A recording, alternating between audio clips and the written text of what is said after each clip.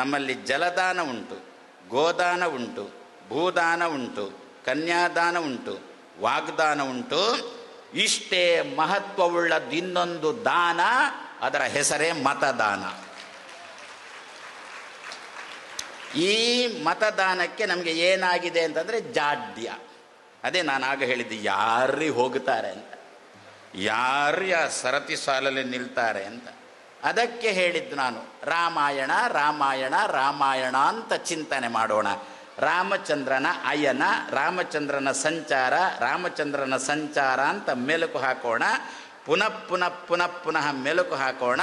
ಆವಾಗ ನಮ್ಮ ಅಯನವೂ ಕೂಡ ಎಲ್ಲಿ ಆ ಮತದಾನ ನಡೆಯತಕ್ಕಂಥ ಜಾಗದ ತನಕ ನಮ್ಮ ಮನೆಯಿಂದ ಅಯನವು ಕೂಡ ಏನಾಗುತ್ತೆ ಅಂದರೆ ದೇಶಕ್ಕೆ ಕ್ಷೇಮವನ್ನು ತಂದು ಕೊಡುವಂಥದ್ದಾಗುತ್ತೆ. ನಾವು ಮಾತ್ರ ಬದುಕಲಿಕ್ಕಿರುವವರಲ್ಲ, ನಮ್ಮ ಮಕ್ಕಳಿದ್ದಾವೆ, ಮೊಮ್ಮಕ್ಕಳಿದ್ದಾವೆ, ಮರಿಮಕ್ಕಳಿದ್ದಾವೆ. ಅವುಗಳು ಕೂಡ ಇದೇ ರೀತಿಯಲ್ಲಿ ಇನ್ನೊಬ್ಬರ ಅನುಮತಿ ಇಲ್ಲದೆ ಇಂತಹ ಹರಿದಾಸ ಹಬ್ಬಾದಿ ಕಾರ್ಯಕ್ರಮಗಳನ್ನು ಸ್ವತಂತ್ರವಾಗಿ ಮಾಡಬೇಕು ಅಂತ ಆಗಬೇಕಾದ್ರೆ ನಾವು ನೀವು ಜಾಡ್ಯ ಬಿಟ್ಟು ನಮ್ಮ ಅಭಿಪ್ರಾಯವನ್ನು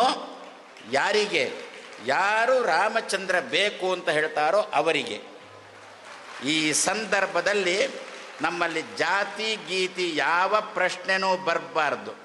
ಆ ಮತ ಕೇಳಲಿಕ್ಕೆ ನಿಂತ ನಿಮ್ಮ ಕುಲಕರ್ಣಿ ಆಗಲಿ ದೇಶಪಾಂಡೆನೇ ಆಗಲಿ, ಅವ ರಾಮನಿಗೆ ವಿರುದ್ಧ ಆದರೆ ಸುತರಾಂ ನಿಮ್ಮ ಅಭಿಪ್ರಾಯ ಕೊಡುವಂತಿಲ್ಲ.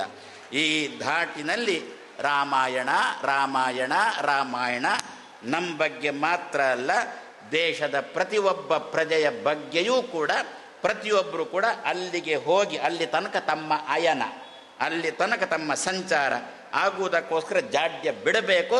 ಅದಕ್ಕೋಸ್ಕರ ನಾವು ರಾಮಾಯಣ ರಾಮಾಯಣ ರಾಮಾಯಣ ರಾಮನ ಅಯನ ಅಂತ ಪ್ರತಿ ದಿವಸ ನಾವು ಮೆಲುಕು ಹಾಕೋಣ. ಮತ್ತೆ ನಮ್ಮಿಂದ ಬೇರೇನೂ ಮಾಡಲಿಕ್ಕ.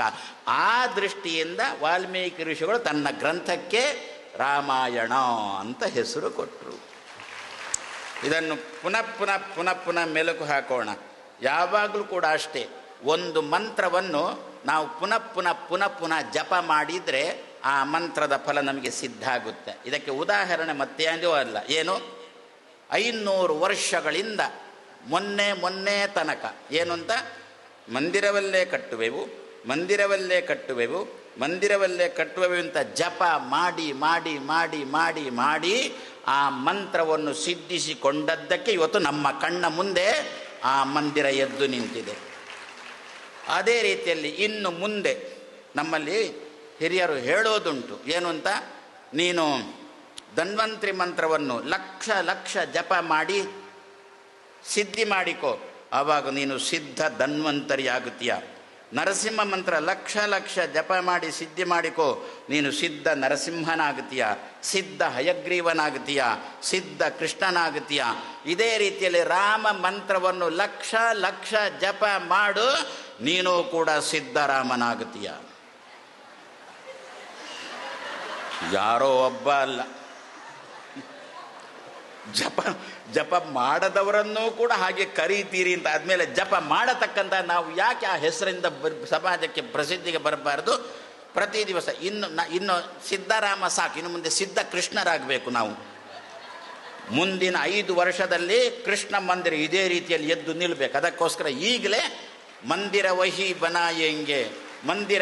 ಬನಾಯಂಗೆ ಅನ್ನತಕ್ಕಂಥ ಮಂತ್ರ ನಾವು ಜಪ ಮಾಡಬೇಕು. ಆ ದೃಷ್ಟಿಯಿಂದ ವಾಲ್ಮೀಕಿ ಋಷಿಗಳು ತನ್ನ ಗ್ರಂಥಕ್ಕೆ ರಾಮಾಯಣ, ರಾಮಚಂದ್ರನ ಸಂಚಾರ, ರಾಮಚಂದ್ರನ ಅಯನ ಅಂತ ಹೆಸರು ಕೊಟ್ಟರು. ಪ್ರತಿ ದಿವಸ ದೇಶಕ್ಕೂ ಕೊಡಬೇಕು ನಾವು, ನಮ್ಮ ಕೊಡುಗೆ ನಮ್ಮ ದೇಹಕ್ಕೂ ಕೊಡಬೇಕು. ಮತ್ತೊಮ್ಮೆ ಹೇಳ್ತೇನೆ, ನಮಗೆ ಈ ದಿವಸ ಇರುವುದು ಒಂದೇ ಒಂದು ಔಷಧಿ, ಧಿಯೋಯೋನ ಪ್ರಚೋದಯಾತ್, ಎನ್ನ ಬುದ್ಧಿಗೆ ಪ್ರೇರಣೆ ಮಾಡು.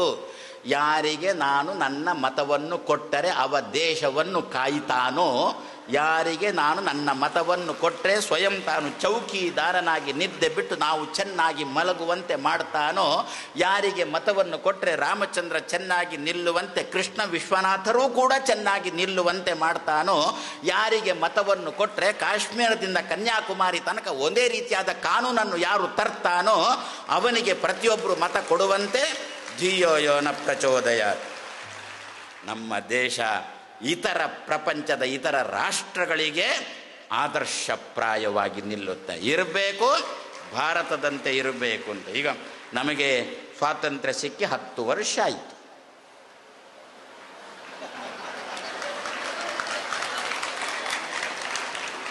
ಬ್ರಿಟಿಷರು ಹೋಗಿ 75 ವರ್ಷ ಆಯಿತು. ಸ್ವಾತಂತ್ರ್ಯ ಸಿಕ್ಕಿ, ಒಂದು ಧಾರ್ಮಿಕ ಸ್ವಾತಂತ್ರ್ಯ ಅಂದರೆ ಹೇಗೆ ನಮಗೆ ಗೊತ್ತಾದದ್ದು 10 ವರ್ಷದಿಂದ.